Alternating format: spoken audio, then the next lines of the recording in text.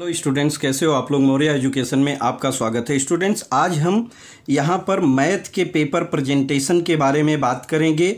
इसके बारे में कुछ टिप्स, कुछ नॉलेज आपसे शेयर करेंगे, जो कि आप एग्ज़ाम में बैठने जा रहे हैं तो एग्जामिनेशन हॉल में पहुँचने से पहले आपको क्या क्या प्रिपरेशन करके रखना चाहिए, इसके बारे में आपको नॉलेज होना बहुत ज़रूरी है। यहाँ देखिए, हमको सेंटर नंबर, जो सेंटर का कोड रहता है वो कोड नंबर हमको लिखना रहता है। सीट नंबर, जो कि यहाँ देखिए हमको paste the bar code sticker here दिया है, इसको हमको जो हमारा यहाँ पर मॉडरेटर रहते हैं चेक करते हैं उसको ये चिपकाते हैं। तो ये सारी चीज़ जिनका जो काम है वो करेगा।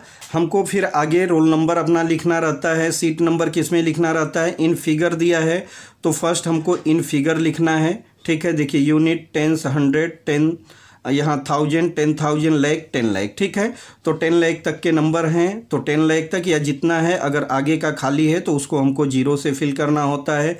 फिर वही नंबर इन वर्ड लिखना रहता है, हम यहाँ पर इन वर्ड लिखते हैं। और नीचे दिया है सिग्नेचर ऑफ कैंडिडेट, तो कैंडिडेट का जो सिग्नेचर है यहाँ पर हमको सिग्नेचर करना होता है। ठीक है, आगे सुपरवाइजर जो रहता है उसका भी साइन लगता है, यहाँ पर साइन करते हैं वो। आगे हमको कौन से सब्जेक्ट का एग्ज़ाम दे रहे हैं, जैसे आप मैथ 1 का एग्ज़ाम दे रहे हैं तो यहाँ पर आपको मैथ 1 अलजेब्रा भरना है। ठीक है, पेपर, ठीक है, पेपर के बारे में भरना है। डेट कौन सा है, डेट के बारे में हमको यहाँ पर डेट डाल देना है।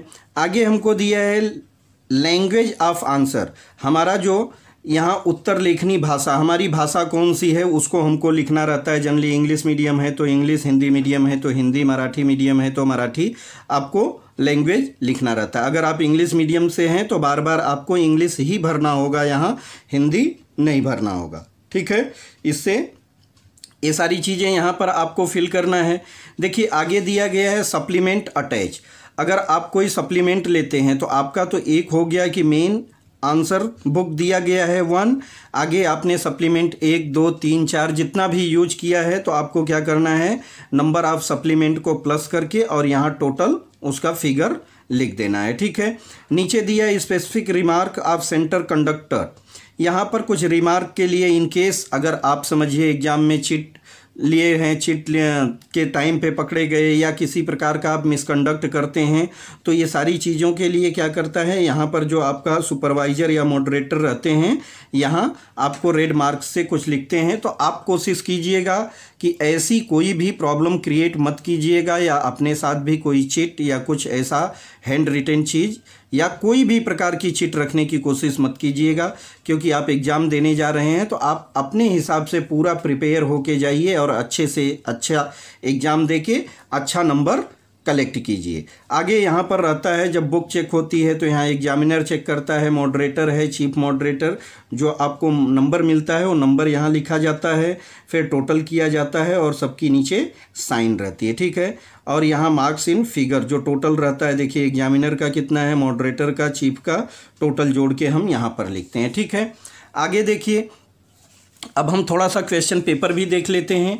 क्वेश्चन पेपर देखिए स्टूडेंट्स, मेरे पास फ़िलहाल अभी जो क्वेश्चन पेपर है मैथमेटिक्स आप देख रहे हैं, अलजेब्रा पार्ट 1 है। ठीक है, न्यू कोर्सेस, ये हमारा प्रीवियस ईयर के एग्ज़ाम का पेपर है। ठीक है, और हिंदी मीडियम का पेपर हमारे पास अवेलेबल था तो हिंदी मीडियम का ही मैं दिखा देता हूं आपको। देखिए पेपर हिंदी मीडियम रहे, इंग्लिश मीडियम रहे, मराठी मीडियम रहे, उर्दू मीडियम रहे, इससे कोई मतलब नहीं है। पेपर का जो पैटर्न रहता है वो सबके लिए सेम है, पेपर पैटर्न जो है सबके लिए सेम रहता है। अब देखिए हमको कुछ यहाँ इन्फॉर्मेशन दी गई रहती है, इसको हमको फिल करना रहता है। सीट नंबर कंपलसरी रहता है तो हम यहाँ पर सीट नंबर को फिल कर देते हैं। आगे हमको यहाँ दिया है क्या है कि सभी प्रश्न अनिवार्य हैं। ठीक है, जितने भी क्वेश्चन दिए गए हैं सब क्वेश्चन क्या है, कंपलसरी है, हमको अटेम्प्ट करना है जितना बताया गया है। वैसे देखेंगे तो यहाँ पर हमको 40 मार्क्स के अटेम्प्ट करने रहते हैं, टोटल क्वेश्चन हमको 60 मार्क्स के दिए रहते हैं। 2 और 3 का रेशियो रहता है। ठीक है, 3 में से हमको 2 अटेंड करना रहता है। इतना हमारा यहाँ पर कोशिश रहनी चाहिए कि कोई भी क्वेश्चन छूटना नहीं चाहिए, सभी प्रश्न अनिवार्य है, मतलब कंपलसरी है। देखिए यहाँ दिया गया है गणक यंत्र का उपयोग करना मना है, मतलब कि हमको कैलकुलेटर यूज नहीं करना है, इसमें हमको कैलकुलेटर को कहीं पर भी यूज नहीं करना है, इस चीज़ को भी ध्यान रखना है। प्रश्न के दाईं ओर दिए गए अंक पूर्णांक दर्शाते हैं। जो राइट साइड में हमको क्या दिया गया है, नंबर, जैसे कि यहाँ पर देख रहे हैं आप, नंबर क्या दिया गया है, 4 दिया गया है। तो 4 क्या बताता है कि ये जो क्वेश्चन है इसका ये पूरा पूरा मार्क्स बताता है। अब देखेंगे तो क्वेश्चन नंबर 1 हमको दिया गया है। यहाँ क्वेश्चन नंबर 1 में हमको कोई 4 क्वेश्चन अटेम्प्ट करने हैं, ठीक है। और 4 में कितना है, 4 नंबर दिया गया है, मतलब पर क्वेश्चन कितना है, हमको 1 नंबर का यहाँ पर क्वेश्चन दिया गया है। तो टोटल 6 क्वेश्चन दिए गए हैं, जिसमें हमको जो हमको अच्छा लगे, जो हमको अच्छे से आ रहा है, उसमें से हम 4 क्वेश्चन करेंगे, ठीक है। तो इस तरह से इसको करना है। और इसी के बी पार्ट में जाते हैं तो यहाँ पर हमको दिया गया है कि कोई 2 क्वेश्चन, निम्नलिखित प्रश्न हल कीजिए, कोई 2, हमको देखिए 1 2 3 दिया गया है, 2 क्वेश्चन हल करना है। और यहाँ पर भी हमको टोटल जो नंबर दिया गया है वो टोटल 4 नंबर के क्वेश्चन है, ठीक है। तो एक क्वेश्चन पर 2 नंबर दिया गया है यहाँ पर, ठीक है। तो इस तरह से हमको 3 में से देखेंगे, जो क्वेश्चन हमको एकदम सुटेबल, एकदम अच्छे से आता है, उसको हम सॉल्व करेंगे। आगे देखिए क्वेश्चन 2 में हमको दिया है, यहाँ देखेंगे तो MCQ क्वेश्चन दिया है।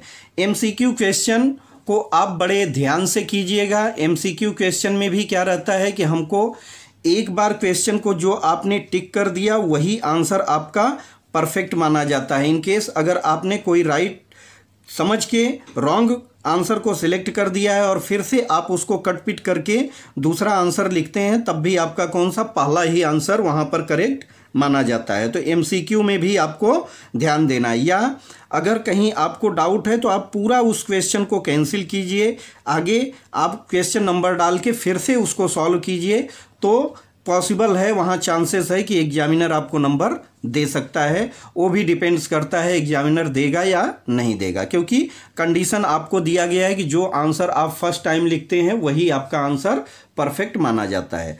तो इस तरह से आपका क्वेश्चन 2 दिया गया है MCQ।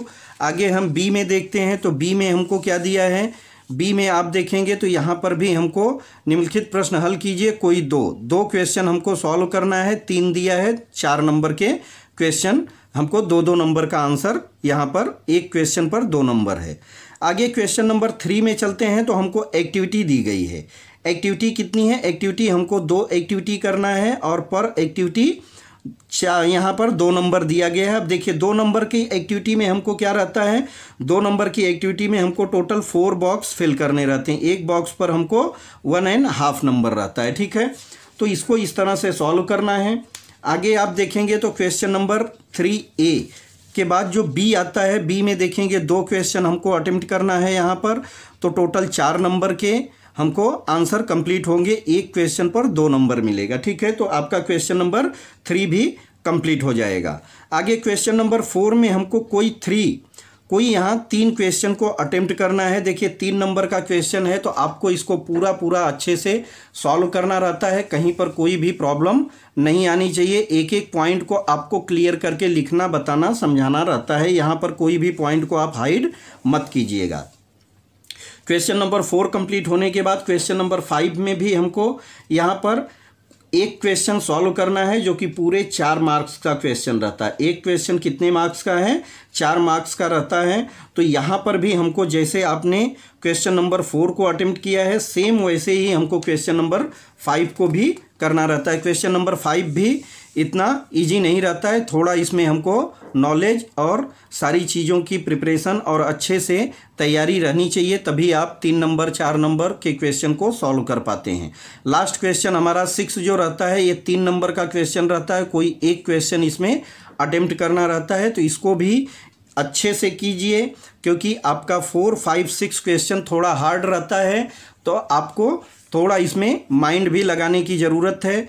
टाइम का अगर हम मैनेजमेंट देखें तो देखिए, आप जो फर्स्ट क्वेश्चन करते हैं इसके लिए आप मैक्सिमम 20 से 25 मिनट का टाइम यूज कीजिए, तो आपका क्वेश्चन नंबर 1, क्योंकि एक नंबर के 4 क्वेश्चन रहते हैं और 4 MCQ रहते हैं, तो यहाँ पर आपको 4 क्वेश्चन देखिए यहाँ पर दिया गया है, 4 नंबर और 4 नंबर के यहाँ दिए गए हैं, जिसको कि हमको एक नंबर के क्वेश्चन को सॉल्व करना रहता है। बाद में हमको 2 नंबर का दिया गया है, यहाँ MCQ दिया गया है। तो MCQ पे ऐसा आपको टाइम मैनेज करना है कि आपके जो क्वेश्चन नंबर 3 तक के क्वेश्चन है ना, आपके क्वेश्चन नंबर 2 तक के क्वेश्चन आपके टोटल 50 मिनट में सॉल्व हो जाना चाहिए। बाकी आपके पास जो 1 आवर्स एंड 10 मिनट बचता है तो आप उसमें क्वेश्चन नंबर 3, क्वेश्चन नंबर 4 और क्वेश्चन नंबर 5 को अच्छे से सॉल्व कर सकते हैं। टाइम का आपको स्पेशली ध्यान रखना है। जिस स्टूडेंट्स को जो क्वेश्चन आता है उस क्वेश्चन को आप पहले सॉल्व कीजिए, क्वेश्चन नंबर प्रॉपर डालिए, किसी भी प्रकार का वहाँ पर मिस्टेक मत कीजिए, आपका आंसर टोटल राइट जाएगा। आप किसी भी प्रकार का उस पर कटपिट मत कीजिए, जितना भी आपको आता है क्लियर लिखिए, अच्छे हैंड राइटिंग में लिखिए, उसमें कहीं पर कोई भी रॉन्ग मत कीजिए। अब हम देखते हैं जो हमारा आंसर सीट है, इसके पहले ही हमने टोटल यहाँ पर बता दिया है कि क्या क्या फिल करना है हमको। इस पेपर पर आपको कुछ भी नहीं करना है। वेरिफिकेशन के लिए जो टीम है यहाँ पर आंसर का जो भी आपका ये मार्क्स आता है लिखा जाएगा। अब देखिए आप क्वेश्चन को सॉल्व करना शुरू करते हैं। यहाँ पर तो आपको क्या दिया गया है, डोंट राइट योर नेम और seat number below this line. इसके लाइन के नीचे हमको कुछ नहीं लिखना है। अब देखिए यहाँ क्वेश्चन नंबर दिया गया है तो हम यहाँ पर क्वेश्चन नंबर डालते हैं। एक लाइन और यहाँ आप खींच दीजिएगा, एक लाइन और पूरा खींच दीजिएगा, 0.5 सेंटीमीटर का खींच दीजिएगा, ठीक है। 0.5 सेंटीमीटर का आप एक लाइन खींच दीजिए, इधर भी खींच दीजिए, और एक यहाँ पर जो लाइन हमारे राइट साइड में दिया है इधर भी एक लाइन खींचना जरूरी रहता है। क्यों? क्योंकि ये बुक जब हम आंसर शीट सबमिट करते हैं तो इसको एक बंडल बनाया जाता है। बंडल बनाने में और उसको इसके बाद धागे से या रस्सी से बांधा जाता है, फिर गाड़ी में भेजा जाता है। जो भी रूल है उसको फॉलो किया जाता है। तो कहीं पता चला कि हमारा ही जो आंसर शीट है वो पहले नंबर पर है और कहीं इसको यहाँ से वहाँ तक रिप्लेस करने में कोई पेज फट जाए या हमारा वहाँ पर कोई इम्पोर्टेंट आंसर लिखा हुआ है जो नहीं दिखाई दे, जिसकी वजह से हमारा मार्क्स कट सकता है, तो इसके वजह से हम एक मार्जिन लाइन इधर भी खींच देते हैं और नीचे भी हम एक लाइन से पहले ही हम आंसर को ख़त्म कर देते हैं। तो इस तरह से आपको सब पेपर को यहाँ पर देखिए सब पे मार्जिन लाइन खींचना है। एक लाइन आपको यहाँ खींचना है, एक लाइन यहाँ पर खींचना है, बीच में सॉल्व करना है, ठीक है। और कहीं आप रफ पेपर बनाते हैं तो रफ के लिए एक आप अलग से लाइन खींच के उसको रफ नाम दे के सॉल्व कर सकते हैं। यहाँ पर कुछ भी आपका रहेगा रफ नाम दे दीजिएगा और इधर जो आप क्लियर है जहाँ आपका आंसर लिखते हैं यहाँ पर आप मिस्टेक मत कीजिएगा। तो इस तरह से आप क्वेश्चन को सॉल्व कर सकते हैं, क्योंकि first impression is the last impression. अगर आपने अच्छे से सॉल्व कर दिया है क्वेश्चन, आपने एकदम सिस्टमेटिक सॉल्व किया है, कहीं पर कटपिट नहीं है, तो इससे क्या होता है कि जो एग्जामिनर रहता है वो काफ़ी आपके आंसर से प्रभावित होता है, आपको पूरा नंबर मिल सकता है। और मैथ तो ऐसा सब्जेक्ट है कि ये पूरा स्कोरिंग सब्जेक्ट है स्टूडेंट्स, इसमें आप पूरा नंबर ला सकते हैं, कोई दिक्कत नहीं है। आपका राइटिंग पर भी नंबर नहीं कटता है, मेथड सही रहना चाहिए, रूल सही रहना चाहिए। तो इस तरह से आप अच्छे से अच्छे मार्क्स ला सकते हैं। तो अब आप अपने प्रिपरेशन को कंटिन्यू रखिए। अब नेक्स्ट वीडियो में हम कुछ और भी आपको सजेशन मोटिवेशन देते रहेंगे, बताते रहेंगे। मिलते हैं अब नेक्स्ट वीडियो में, तब तक के लिए थैंक यू, बाय।